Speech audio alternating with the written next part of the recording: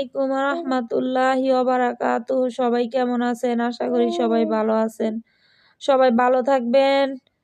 সবার জন্য সবাই দোয়া করবেন, আমরা যাতে ফেসবুকে সফল হইতে পারি। আল্লাহর ইচ্ছা, আসলে আমরা মানুষের হাতে যেটুকু আছে চেষ্টা করে যাওয়া ছাড়া আমাদের কোনো উপায় নাই। যেদিন আল্লাহ চাবো সেদিন ফেসবুকেতে আমরা সব সেটা পাম। তবে ফেসবুক মামার কাছে আমাদের একটা আবদার যে আমরা সবাই কষ্ট করতেছি, অনেক কষ্ট করতেছি, আমাদের যাতে একটু এই কষ্টের মূল্যটা উনি দেয়। আর পরীক্ষাটা আল্লাহর কাছে কই যে আল্লাহ, পরীক্ষা তো অনেক নিলা, এইবার রেজাল্টটা দিয়া দেও। আল্লাহর কাছে এটাই চাই। সবাই মিলা দোয়া করবেন, আল্লাহর কাছ থেকে আমরা রেজাল্ট নিয়ে আসি। দোয়া করলে আর আল্লাহর কাছে মন থেকে চাইলে মনে হয় আল্লাহ অবশ্যই রেজাল্ট দিয়ে দিব। ফেসবুক মামার কাছে বলি, ফেসবুক মামা আমাদের তো আজকে অনেক মাস হয়ে গেল আশায় আমরা আসছি, যেহেতু তোমরা যদি আমাদের এই ব্যবস্থা না করতা আমরা কিন্তু পারতাম না। এই আশায় কিন্তু আমরা আসছি।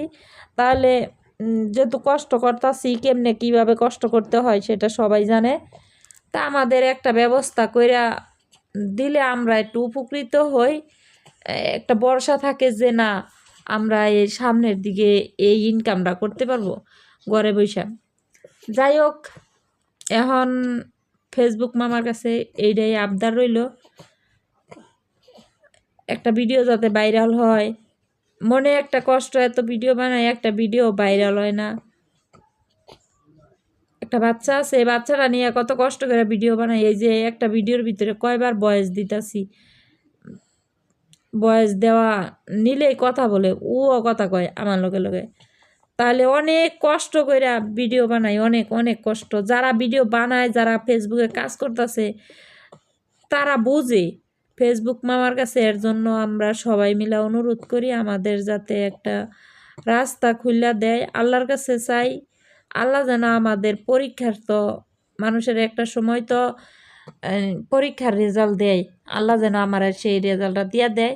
আমারে না শুধু সবাই রে, আল্লাহ যেন এই দুনিয়ার ভিতরে হাহাকার থেকে এবং লোভ লালসা থেকে মানুষকে রক্ষা করে, মানুষের যেন হেদায়েত দেয়, মানুষের পাশে মানুষ থাকার জন্য যেন টাকা পয়সা না চায় যে তোমার পিছে আমি একটা কাজ করে দিলাম এই এতটি টাকা লাগবে। আসলে কিভাবে মানুষ যে টাকা চায় এই জিনিসটাই আমরা বুঝি না।